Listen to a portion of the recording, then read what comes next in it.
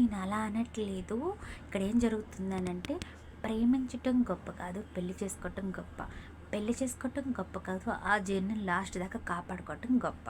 ఆ relation parents ఇక్కడ ఎలా ఆలోచిస్తారు అని అంటే, మేము చూసిన సంబంధం అయితే రేపు పొద్దున్న అమ్మాయి పక్కన అవ్వచ్చు, అబ్బాయి పక్కన అవ్వచ్చు, ఏదైనా ప్రాబ్లం అయితే కూర్చొని పెద్దవాళ్ళతో కూర్చొని డిస్కషన్ చేసి ఆ జంటని ఒకటి చేసేస్తాము అని ఆ నమ్మకంతోనే వాళ్ళు పిల్లని కానీ లేదంటే పెళ్ళి అదే అబ్బాయి తరపున కానీ వాళ్ళ మధ్యలో పెట్టుకొని చక్కగా అలా ఆ జర్నీని అలాగా లాక్కెళ్ళిపోతారు అనమాట. అంటే ఆ రిలేషన్ అలా కాపాడుకొని వెళ్ళిపోతారు.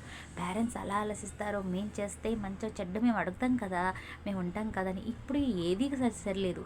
లవ్ మ్యారేజ్ సరిలేదు, అరేంజ్ మ్యారేజ్ సరిలేదు. ఎందుకు అంటే మన మనసుల కారణం అనమాట.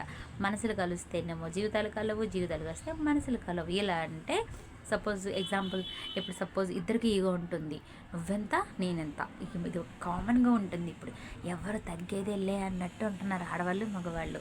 సో ప్రేమ పెళ్ళైనా పేరెంట్స్ చూసిన పెళ్ళైనా ముందు ఈగో తగ్గించేసుకోవాలి ఎవరిగా ఒకరు.